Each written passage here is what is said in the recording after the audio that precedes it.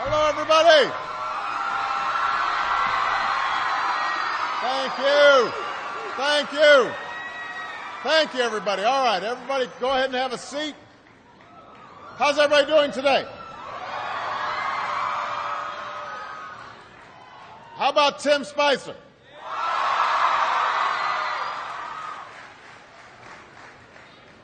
I am here with students at Wakefield High School in Arlington, Virginia, and we've got students tuning in from all across America, from kindergarten through 12th grade. And I am just so glad that all could join us today, and I want to thank Wakefield for being such an outstanding host. Give yourselves a big round of applause.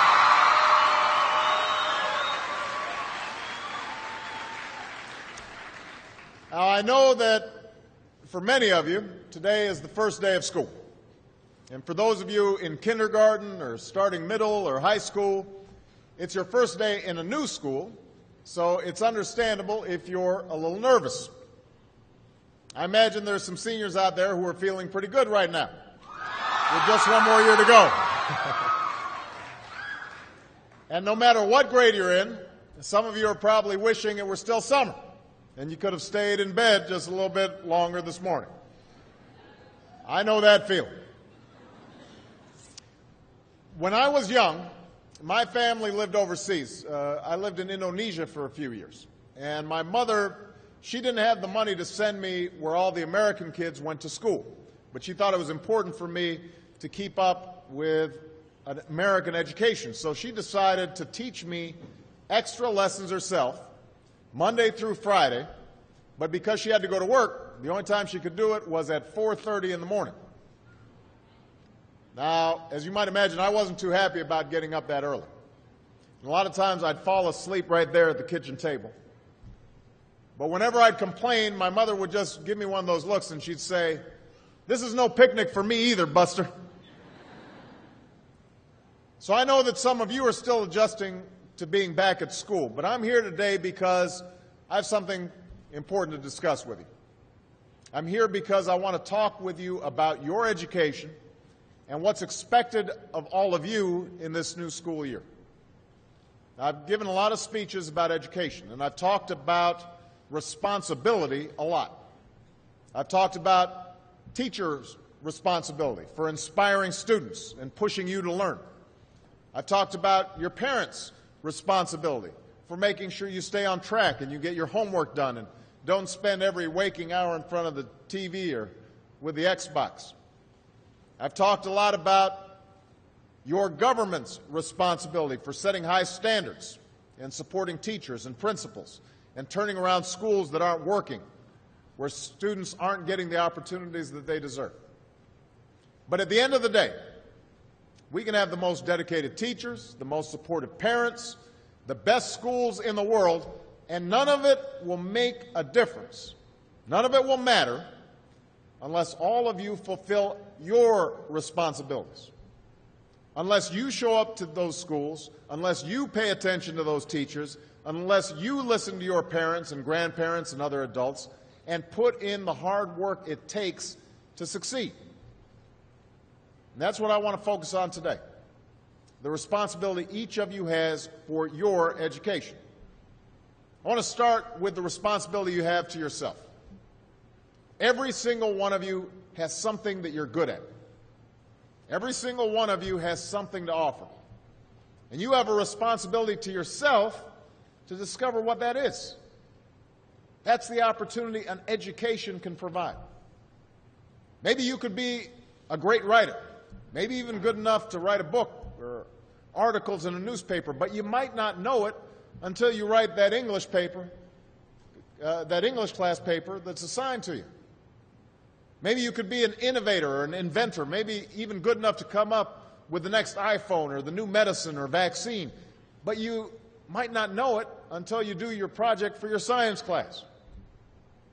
Maybe you could be a mayor or a senator or a Supreme Court justice, but you might not know that until you join student government or the debate team. And no matter what you want to do with your life, I guarantee that you'll need an education to do it. You want to be a doctor or a teacher or a police officer? You want to be a nurse or an architect, a lawyer or a member of our military? You're going to need a good education for every single one of those careers. You cannot drop out of school and just drop into a good job. You've got to train for it and work for it and learn for it. And this isn't just important for your own life and your own future. What you make of your education will decide nothing less than the future of this country. The future of America depends on you. What you're learning in school today will determine whether we as a nation can meet our greatest challenges in the future. You'll need the knowledge and problem-solving skills you learn in science and math to cure diseases like cancer and AIDS, and to develop new energy technologies and protect our environment. You'll need the insights and critical thinking skills you gain in history and social studies to fight poverty and homelessness, crime and discrimination, and make our nation more fair and more free. You'll need the creativity and ingenuity you develop in all your classes to build new companies that will create new jobs and boost our economy. We need every single one of you to develop your talents and your skills and your intellect so you can help us old folks solve our most difficult problems. If you don't do that, if you quit on school, you're not just quitting on yourself, you're quitting on your country.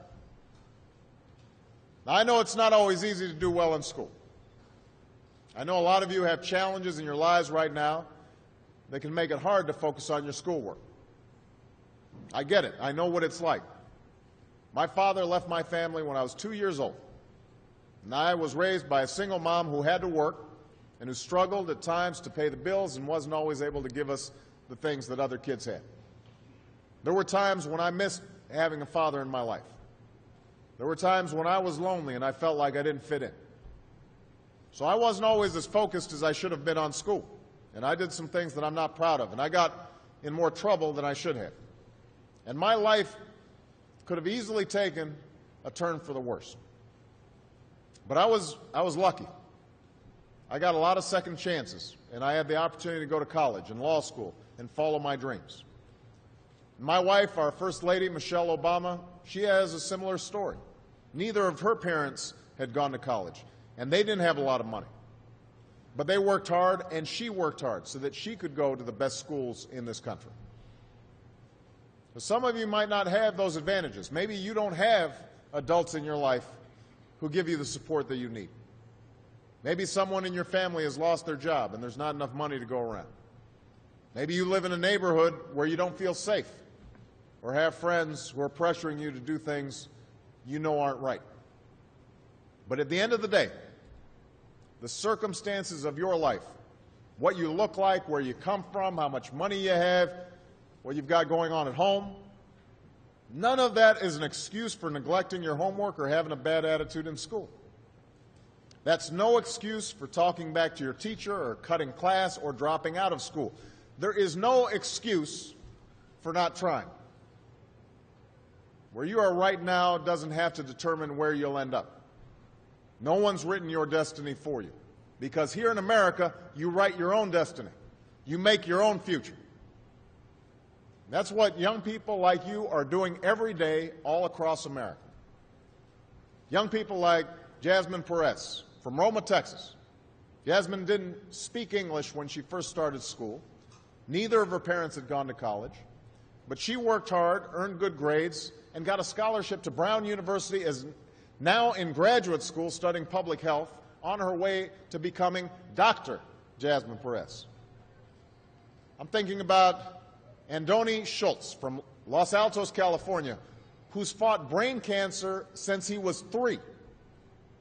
He's had to endure all sorts of treatments and surgeries, one of which affected his memory, so it took him much longer, hundreds of extra hours, to do his schoolwork. But he never fell behind. He's headed to college this fall. And then there's Chantel Steve from my hometown of Chicago, Illinois. Even when bouncing from foster home to foster home in the toughest neighborhoods in the city, she managed to get a job at a local health care center, start a program to keep young people out of gangs, and she's on track to graduate high school with honors and go on to college. And Jasmine, Andoni, and Chantel aren't any different from any of you. They face challenges in their lives just like you do. In some cases, they've got it a lot worse off than many of you. But they refuse to give up. They chose to take responsibility for their lives, for their education, and set goals for themselves. And I expect all of you to do the same. And that's why today I'm calling on each of you to set your own goals for your education and do everything you can to meet them. Your goal can be something as simple as doing all your homework, paying attention in class, or spending some time each day reading a book. Maybe you'll decide to get involved in an extracurricular activity or volunteer in your community. Maybe you'll decide to stand up for kids who are being teased or bullied because of who they are or how they look. Because you believe, like I do, that all young people deserve a safe environment to study and learn. Maybe you'll decide to take better care of yourself so you can be more ready to learn. And along those lines, by the way, I hope all of you are washing your hands a lot and that you stay home from school when you don't feel well so we can keep people from getting the flu this fall and winter. But whatever you resolve to do, I want you to commit to it. I want you to really work at it. I know that sometimes you get that sense from TV that you can be rich and successful without any hard work, that your ticket to success is through rapping or basketball or being a reality TV star. Chances are you're not going to be any of those things. The truth is, being successful is hard. You won't love every subject that you study. You won't click with every teacher that you have. Not every homework assignment will seem completely relevant to your life right at this minute. And you won't necessarily succeed at everything the first time you try. That's okay. Some of the most successful people in the world are the ones who've had the most failures. J.K. Rowling, who wrote Harry Potter, her first Harry Potter book was rejected 12 times before it was finally published. Michael Jordan was cut from his high school basketball team. He lost hundreds of games and missed thousands of shots during his career. But he once said, "I have failed over and over and over again in my life, and that's why I succeed." These people succeeded because they understood that you can't let your failures define you. You have to let your failures teach you. You have to let them show you what to do differently the next time. So if you get into trouble, that doesn't mean you're a troublemaker. It means you need to try harder to act right. If you get a bad grade, that doesn't mean you're stupid. It just means you need to spend more time studying. No one's born being good at all things. You become good at things through hard work. You're not a varsity athlete the first time you play a new sport. You don't hit every note the first time you sing a song. You've got to practice. The same principle applies to your schoolwork. You might have to do a math problem a few times before you get it right. You might have to read something a few times before you understand it. You definitely have to do a few drafts of a paper before it's good enough to hand in. Don't be afraid to ask questions. Don't be afraid to ask for help when you need it. I do that every day. Asking for help isn't a sign of weakness, it's a sign of strength, because it shows you have the courage to admit when you don't know something, and that then allows you to learn something new.